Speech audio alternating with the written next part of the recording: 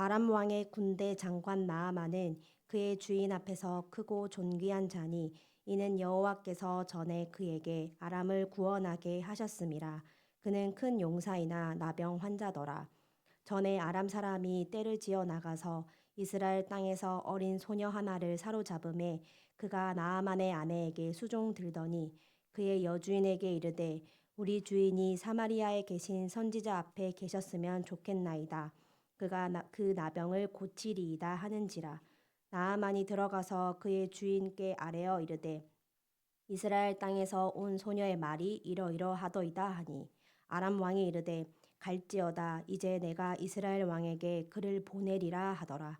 나아만이 곧 떠날새 은 10달란트와 금 6,000개와 의복 10벌을 가지고 가서 이스라엘 왕에게 그 글을 전하니 일렀으되 내가 내 신하 나아만을 당신에게 보내오니 이 글이 당신에게 이르거든 당신은 그의 나병을 고쳐 주소서 하였더라. 이스라엘 왕이 그 글을 읽고 자기 옷을 찢으며 이르되 내가 사람을 죽이고 살리는 하나님이냐 그가 어찌하여 사람을 내게로 보내 그의 나병을 고치라 하느냐 너희는 깊이 생각하고 저 왕이 틈을 타서 나와 더불어 시비하려 함인 줄 알라 하니라.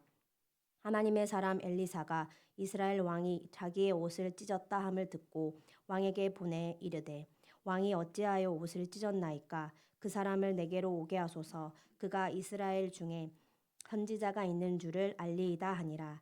나아만이 이의 말들과 병거들을 거느리고 이르러 엘리사의 집 문에 서니 엘리사가 사자를 그에게 보내 이르되 너는 가서 요단 강에 몸을 7번 씻으라 내 살이 회복되어 깨끗하리라 하는지라. 나아만이 노하여 물러가며 이르되 내 생각에는 그가 내게로 나와 서서 그의 하나님 여호와 이름을 부르고 그의 손을 그 부위 위에 흔들어 나병을 고칠까 하였도다. 다메섹강 아바나와 바르바른 이스라엘 모든 강물보다 낫지 아니하냐. 내가 거기서 몸을 씻으면 깨끗하게 되지 아니하랴 하고 몸을 돌려 분노하여 떠나니 그의 종들이 나와서 말하여 이르되 내 아버지여 선지자가 당신에게 큰 일을 행하라 말하였더면 행하지 아니하였으리이까 하물며 당신에게 이르기를 씻어 깨끗하게 하라 함이리이까 하니 나아만이 이에 내려가서 하나님의 사람의 말대로 요단 강에 7번 몸을 잠그니 그의 살이 어린아이와 어린아이의 살같이 회복되어 깨끗하게 되었더라. 아멘.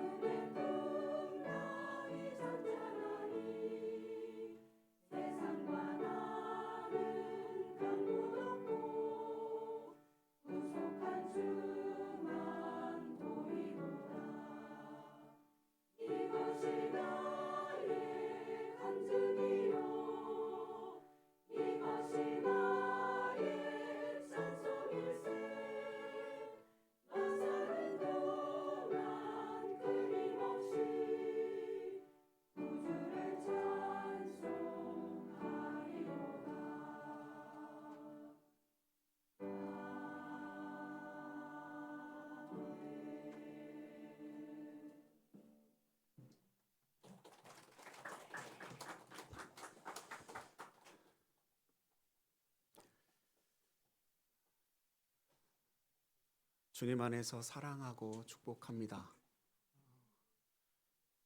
한국 교회는 여전도회를 통해 부흥하고 성장했다라고 이야기할 수 있거든요. 저희 교회는 좀 다를 수 있겠지만 대부분의 교회가 여성이 대부분의 많은 부분을 차지하고 또 귀한 사역들을 잘 감당하고 또 헌신하고 또 이렇게 봉사해서 교회가 잘 운영되어지고 또 세상이 더욱 아름다워진다라는 생각을 분명히 하게 됩니다. 그러나 오늘날에는 그 헌신이라고 하는 이름이 참 무색할 정도로 우리에게 있어서 헌신, 섬김, 봉사 뭐 이런 어떤 부분들의 이야기를 참 하기 어려운 그런 시대 속에 살아가고 있음이 분명해요.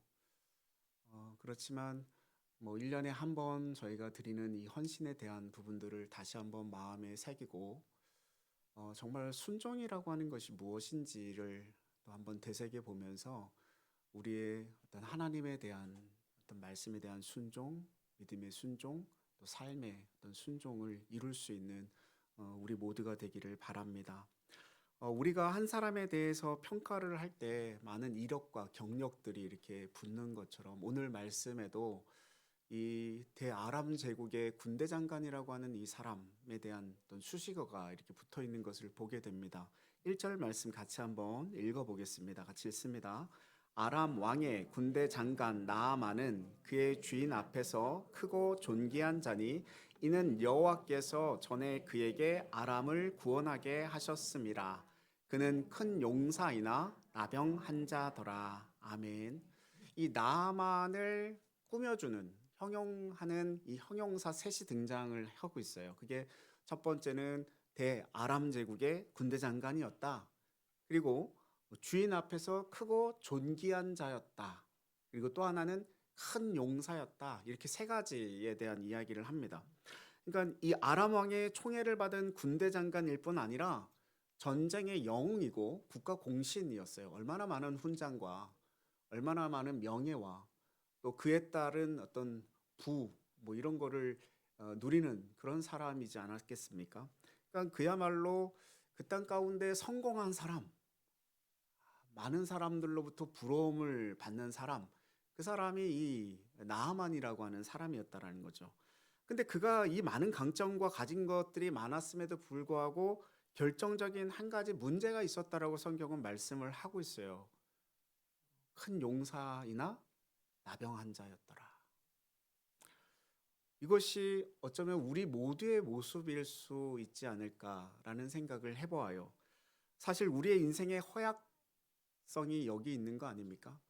아무리 많은 행복의 조건들을 가지고 있다고 하더라도 불행한 어떤 조건 하나 때문에 행복하지 못하고 불행한 삶을 살아가는 사람들이 참으로 많이 있습니다. 어떤 사람은 돈이 있는데 건강이 좋지 못해요. 어떤 사람은 건강이 있는데 관계가 좋지 못하고요. 늘 뭐 사람들로부터 인기를 한 몸에 받고 있지만 그 사람 안에는 외로움이 있어요. 사람들에게는 남들이 알지 못하는 그 결여, 결핍, 결함, 그 연약함, 그것들이 있더라는 거죠. 모든 것을 다 가졌는데 한 가지 결함이 그 사람의 인생을 지배할 때 그 사람은 불행한 삶을 살아가게 되더라는 거예요. 나만 장군이 그렇습니다. 이 나만 장군은요, 그의 환경과 삶을 보면 하나님의 은혜를 경험할 만한 그런 환경이 전혀 연결점이 없어요. 그런데 이방의 군대 장관이 하나님의 은혜를 입는 장면이 감동적으로 펼쳐지는 것이 오늘 본문의 말씀입니다. 여기서 우리는요, 하나님의 은혜가 몇 가지 단계를 통해서 이렇게 찾아오는 것을 이렇게 볼 수가 있어요. 먼저 우리가 생각해 볼 수 있는 것은 이 나아만이 하나님의 은혜를 얻을 수 있었던 그 하나님과의 연결고리, 그게 하나가 있었는데 그게 무엇이었냐? 그의 결함 때문이었다라는 거예요. 그가 가지고 있는 나병이라고 하는 것 때문에 하나님과의 어떤 연결고리가 되어졌다라는 거죠. 그에게 나병이라는 것이 없었다면 하나님과는 전혀 상관없는 삶을 살아가게 되었을 거예요. 오늘 본문 읽었던 그 다음 15절 말씀을 보면요. 이 치유를 받고 나서 대단한 고백을 해요. 이제 이스라엘 외 온 천하에 신이 없는 줄 아나이다.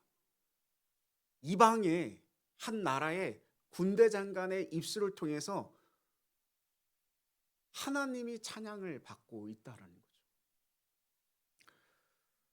사람들은 어떤 결함과 결여와 연약함이 없으면요. 하나님 앞에 잘 나아가지 않습니다. 그리고 하나님이 부르셔도 잘 들리지도 않아요. 문제를 통해서 하나님의 인도를 받고 음성을 듣는 경우들이 거의 대부분입니다. 그래서 하나님의 은혜는 우리에게 있는 어떤 결함을 통해서 시작하게 되어지는 겁니다. 그래서 우리에게 찾아오는 고난이나 문제들을 부정적으로만 보지 않으셨으면 좋겠어요. 하나님의 은혜는 항상 우리의 연약함과 결함과 부족함과 문제와 고통을 통해서 찾아오게 됩니다. 그때가 하나님의 은혜를 받을 수 있는 순간이에요. 악한 상태가, 그 약한 상태가 축복이고 약함이 은혜의 통로입니다. 그래서 우리 안에 있는 그 결함에 대해서 감사할 수 있기를 바랍니다. 또 하나의 은혜는요, 이 의의 통로로 통하여서 주어진다라는 거예요. 2절 3절에 보면 한 소녀가 등장하는데 이 소녀는 전쟁에서 이스라엘로부터 이렇게 잡혀와 가지고 그 나만 장군 아내의 몸종으로 있었던 소녀예요. 보잘것없는 사람이잖아요. 몸종이니까. 나만 장군이 이 소녀의 말을 어떻게 들을 수 있어요? 뭐 신경이나 썼겠습니까? 그 소녀의 말 한마디가 그 나만 장군이랑 대화를 할 수 있는 그런 어떤 격도 안 되고, 만약에 대화를 하게 되더라도 그 얘기를 귀담아 듣고 자기의 어떤 병을 치유하기 위해서 이스라엘로 그 많은 재물을 가지고 간다라는 게 이게 말이나 됩니까? 저명 있는 어떤 교수나 또는 어떤 많은 사람들로부터 신뢰받는 어떤 사람의 한마디가 아니고 그냥 자기 아내의 몸종인 그 소녀의 이야기, 그것도 자기 나라 사람도 아니고 이방 여인의 그 소녀의 이야기를 듣고 병을 고치러 갔다라는 거예요. 참 놀라운 하나님의 섭리가 들어가 있는 거죠. 그 소녀를 통해 하나님의 복음을 심어 놓으신 것이고 그 소녀의 입술을 통해서 하나님의 손길을 펼쳐가게끔 만들어가고 계시다라는 거예요. 그래서 놀라운 것은 하나님의 문제의 답은 아주 가까운 곳에 있다라는 거죠.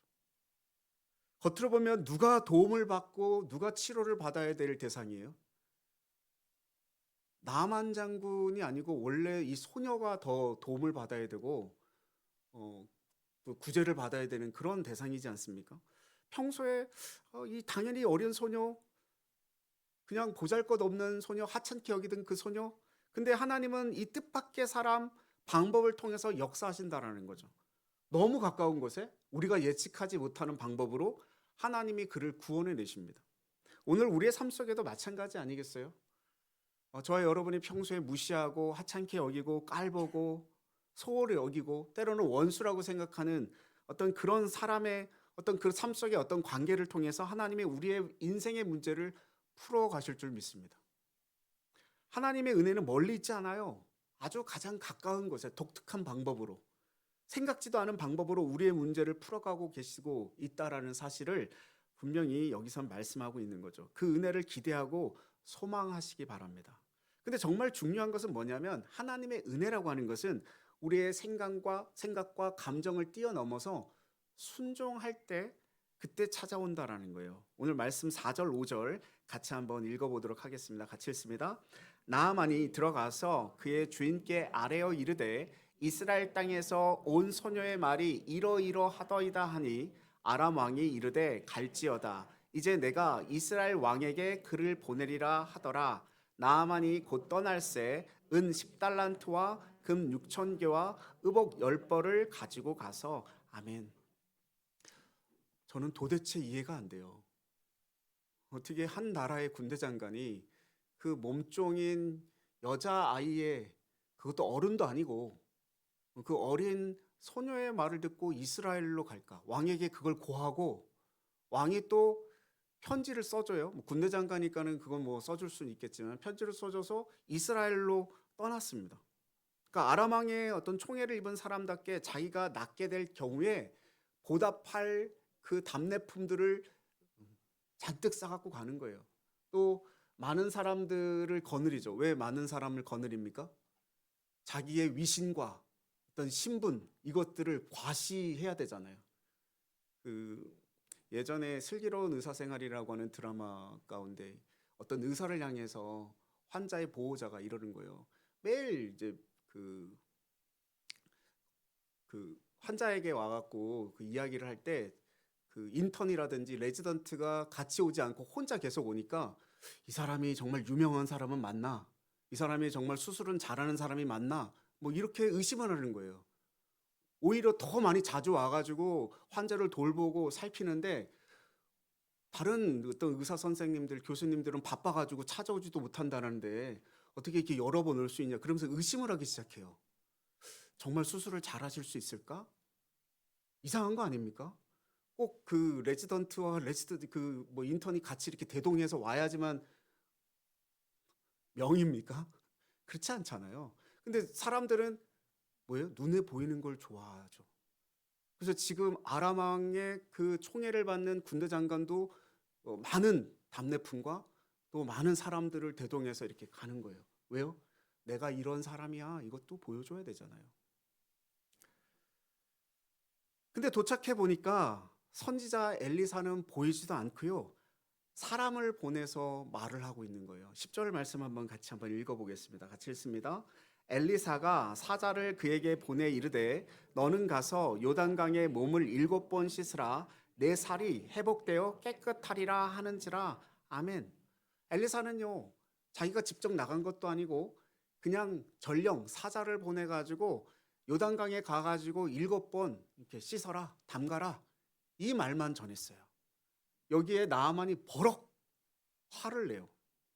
자신의 행차에 이스라엘 전체가 환영해 줄 줄 알았어요. 선지자가 나와가지고 자신의 상처에 손을 얹고 여호와의 이름을 부르며 기도해 줄 줄 알았어요. 그런데 아무도 마중 나오는 것도 없고 그냥 종 한 사람 보내가지고 이상한 말을 하고 있단 말이에요. 그냥 요단강에 가가지고 몸을 담가라 7번 담가라 그럼 나을 것이다. 11절 말씀 한번 보십시오. 같이 한번 읽습니다. 나아만의 반응이에요. 같이 읽습니다.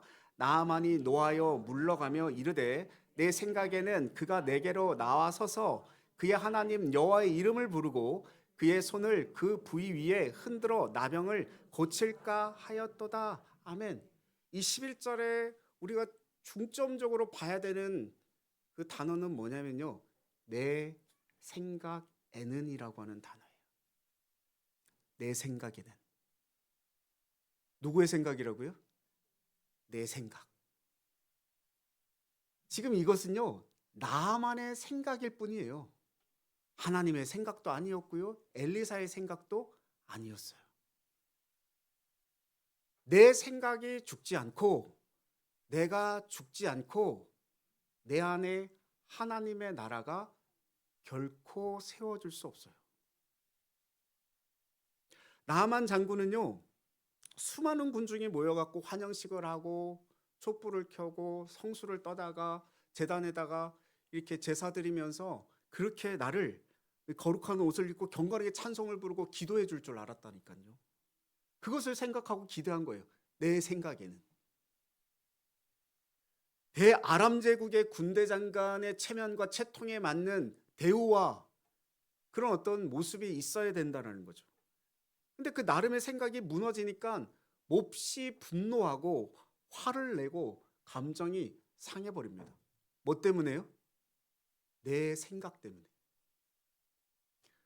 그래서 모든 것이 다 원점으로 돌아가려고 하는 그런 순간에 맞닥뜨리게 됩니다. 우리 가운데 얼마나 많은 사람들이 이처럼 터무니없는 이유 때문에 신앙을 버리고 하나님을 저버리는지 모르겠어요.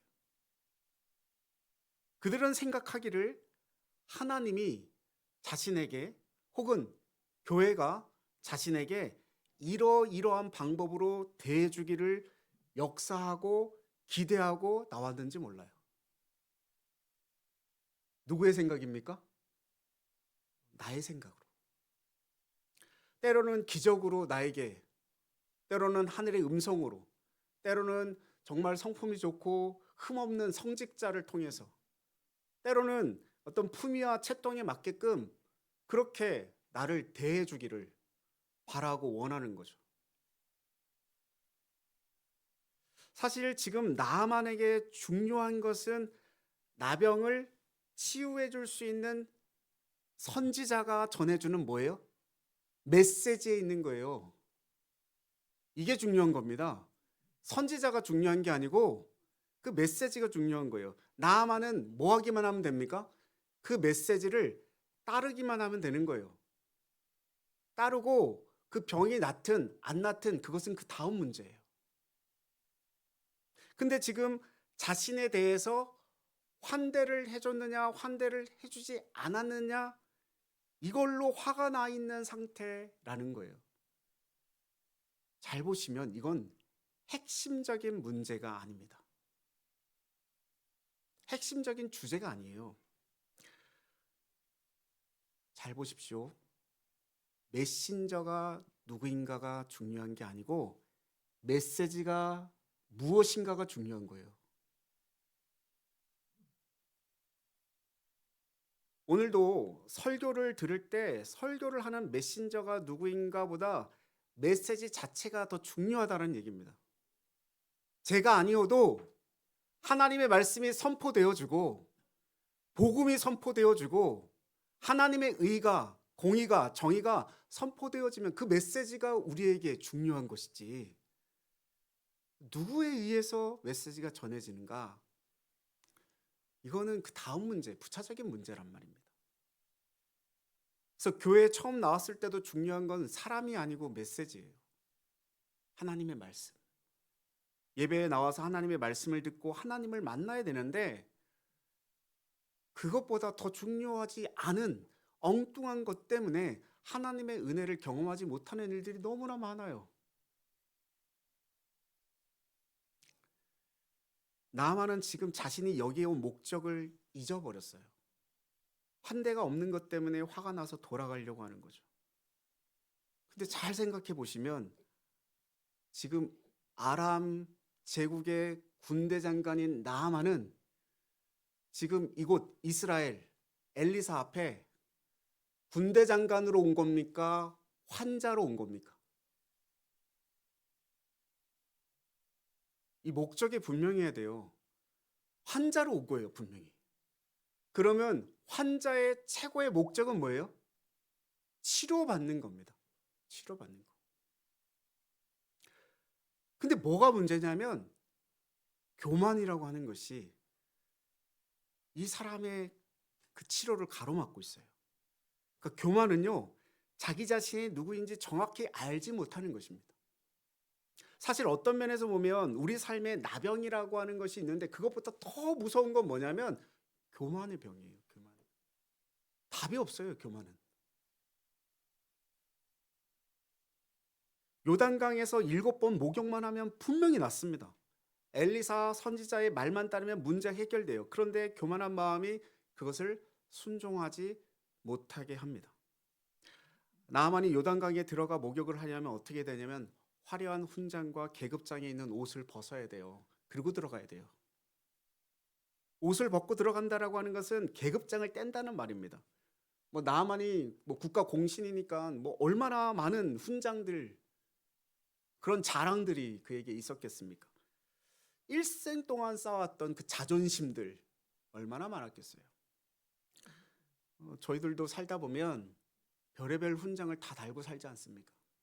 일생 동안 쌓아온 자존심들 뭐 아무도 못 건드리죠.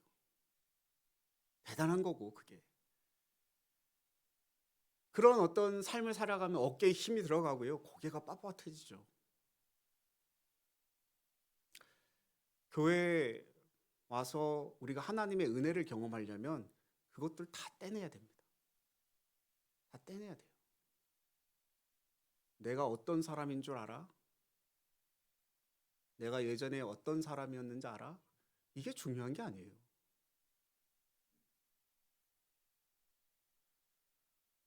대부분 예안교회 오신 분들은 다른 교회에서 옮겨서 오신 분들이에요.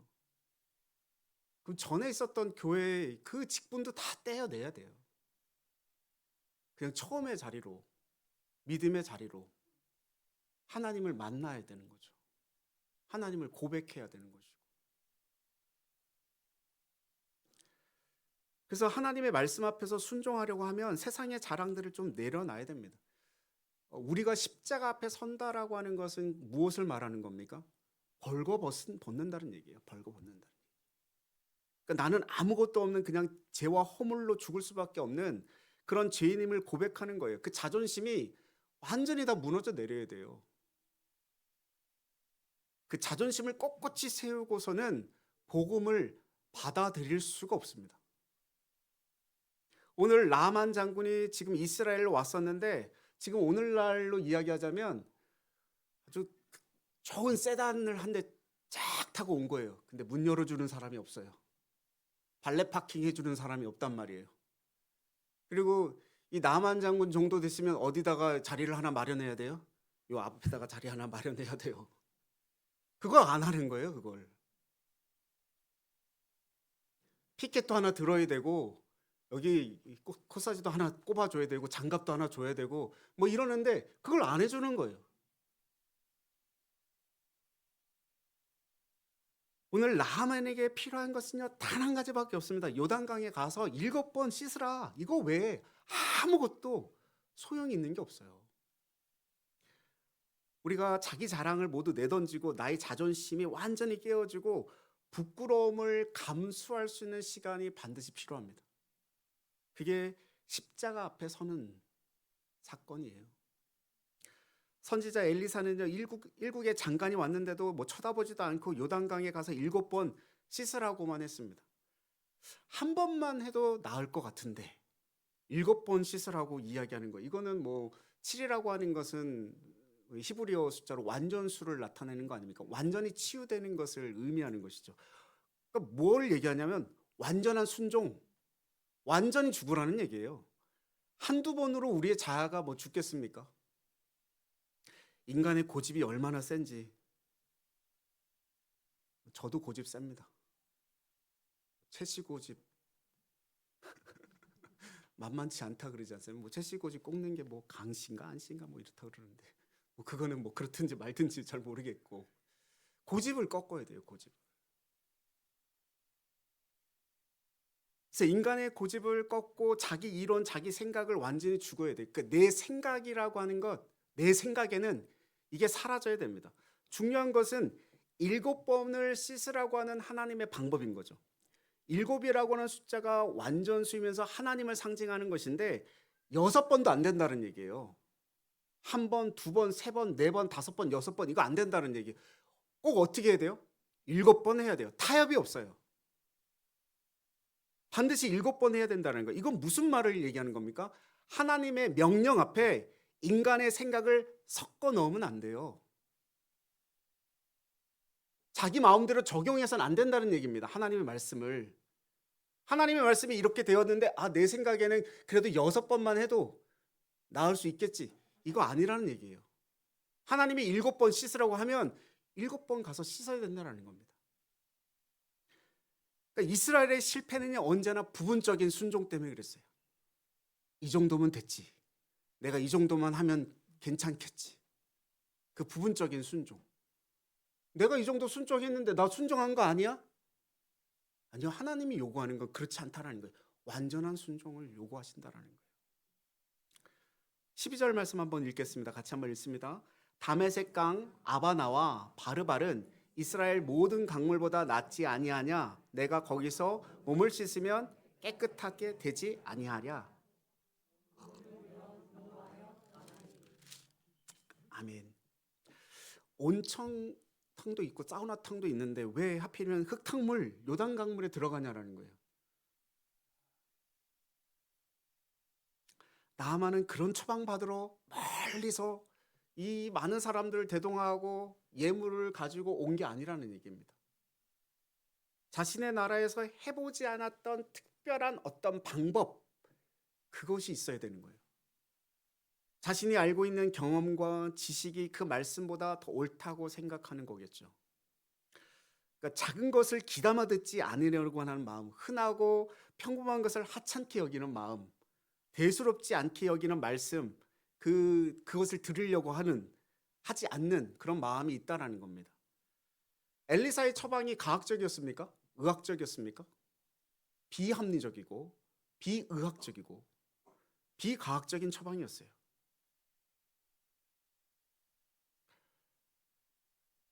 순종하겠습니다. 근데 하나님, 요건 안 됩니다. 하나님 앞에 온전히 다 순종하겠습니다. 근데 하나님, 내가 생각하기에 이거는 아닌 것 같아요.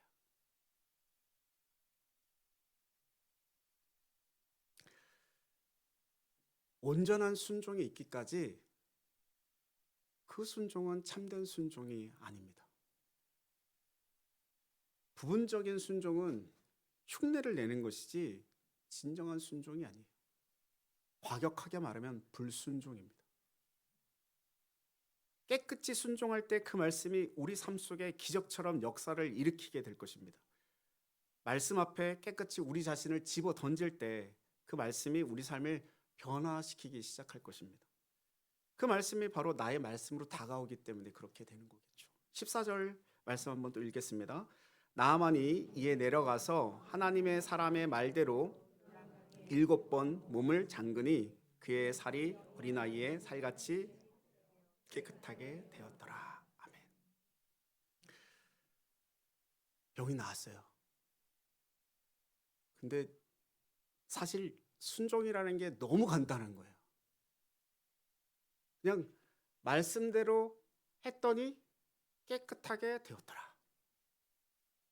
그러니까 말대로 하기가 어렵지, 이 순종의 자리까지 나가는 게 어렵지만 나가기만 하면 확실한 하나님의 은혜가 임한다라는 거예요.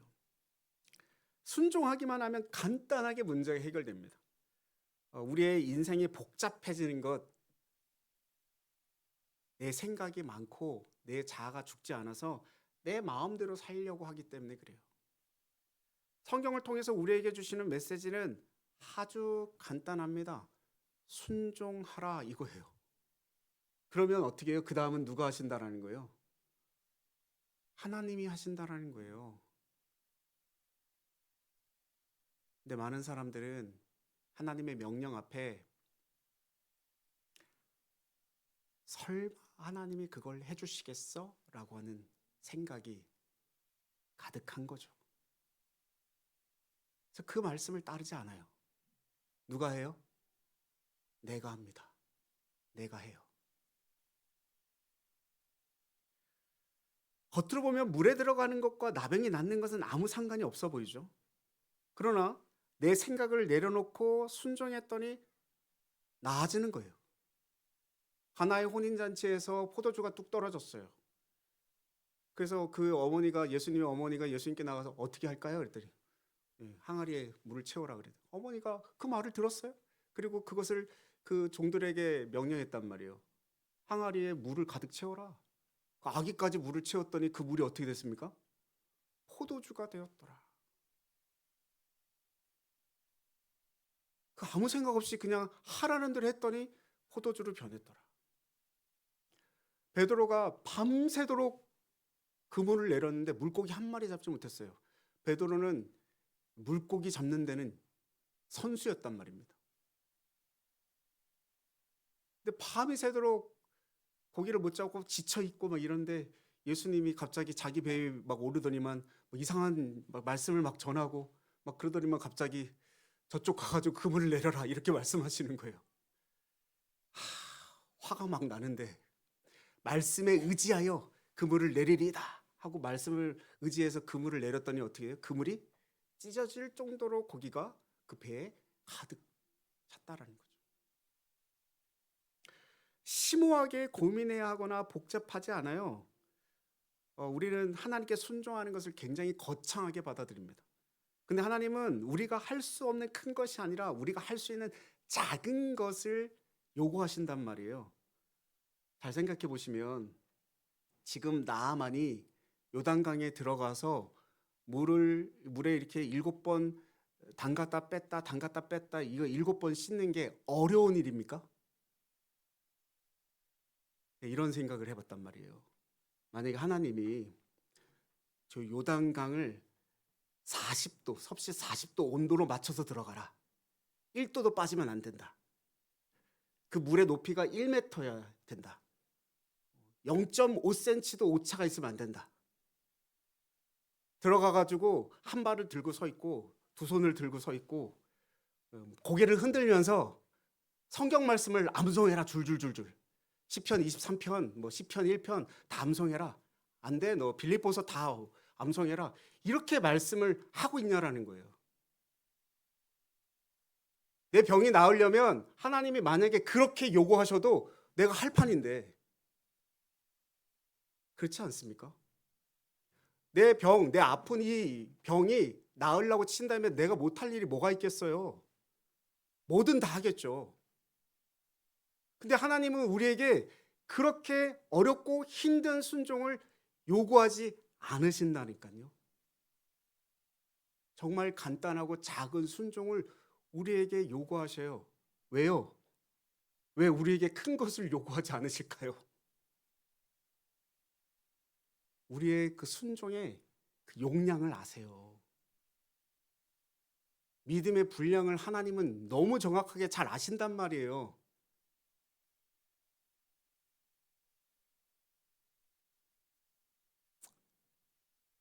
물론 우리는 부담스럽고 모든 것을 내려놓고 포기해야 되는 거국적인 순종을 이렇게 생각하는데 그럴 때도 있어요. 그럴 순종을 요구할 때도 간혹 있습니다만 아니요, 거의 대부분은 저희가 할 수 있는 순종에 대한 이야기를 하나님께서 하십니다.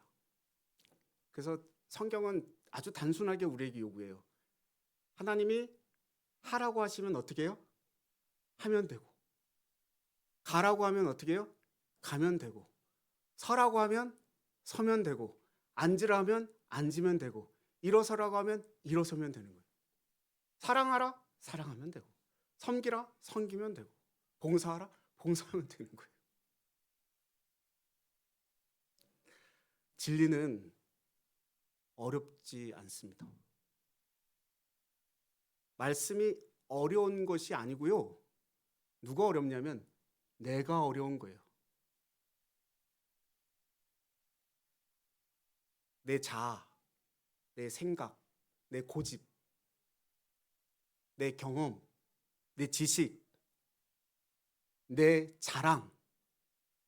이게 나를 어렵게 하는 거죠. 그래서 말씀이 도통 들리지가 않는 거예요. 말씀이 도통 읽혀지지가 않는 거예요. 해석되어지지가 않아요. 가장 지혜롭고 가장 효과적이고 가장 능력 있고 가장 빠른 길은요, 순종이라고 하는 방법입니다. 우리의 체면과 위선은 큰 것에 관심을 갖게 하는데 그러나 우리의 삶은 작은 것이 바뀜으로 변화된다라고 하는 사실을 꼭 기억하셨으면 좋겠습니다. 겉으로 온전하고 균형 잡힌 모습으로 우리가 살아갈지 모르지만 우리는 어쩌면 비대칭적인 불균형적인 삶을 살아가고 있습니다. 저 사람은 참 완벽해 보이네 하지만 그 사람에게도 결여가 있고 결핍이 있고 결함이 있고 연약함이 있고 부족함이 있어요. 근데 하나님은 우리의 온전하지 못한 삶을 분명히 아시고 그 한가운데로 우리에게 들어오셔서 말씀하시는 겁니다. 우리가 행할 수 있는 삶을 살라고 말씀하셔요. 저와 여러분이 어디를 바라보면서 살아가고 계신지 모르겠습니다. 우리의 삶의 변화는요, 멀리 있는 게 아니고요, 바로 이 자리, 오늘, 이 시간, 여기서부터 변화되어지는 거예요. 제발 이렇게 예배드리면서 저 사람이 좀 잘 듣고 회개하고 돌이켜서 하나님 앞에 나와야 되는데 이런 생각하지 마십시오. 누가 들어야 되는 말씀입니까? 누가 새겨야 되는 말씀이고 누가 하나님 앞에 다시 한번 돌이켜야 되는 말씀입니까? 나예요, 나. 내가 변하면요, 우리 공동체가 변화됩니다. 많은 사람들이 자기 자신은 변화되지 않은 채 계속 이 공동체가 잘못됐느니, 뭐 한국 교회가 잘못됐느니, 우리 교회는 이게 문제라느니 이런 말만 계속 늘어놓는단 말이에요. 그거만 할 필요가 없어요. 우리가 바뀌면, 내가 변화되면. 우리 자녀가 이런 게 이렇게 문제예요. 부모가 변하면 자녀는 변합니다.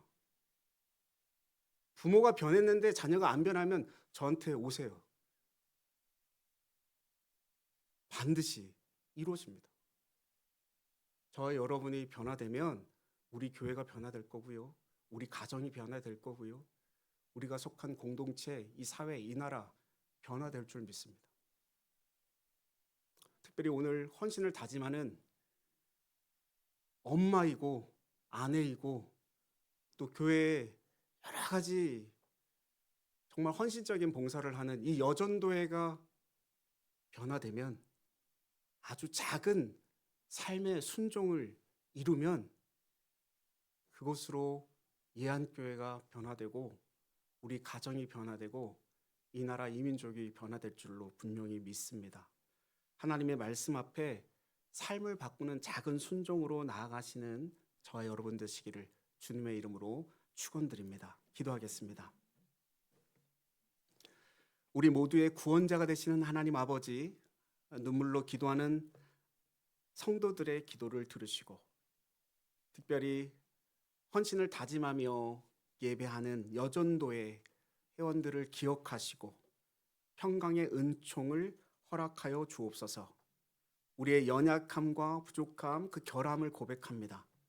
우리의 삶 가운데 결함이 주어질 때 거부하지 않도록 인도하시고 하나님과 연결되는 축복을 누리게 하옵소서.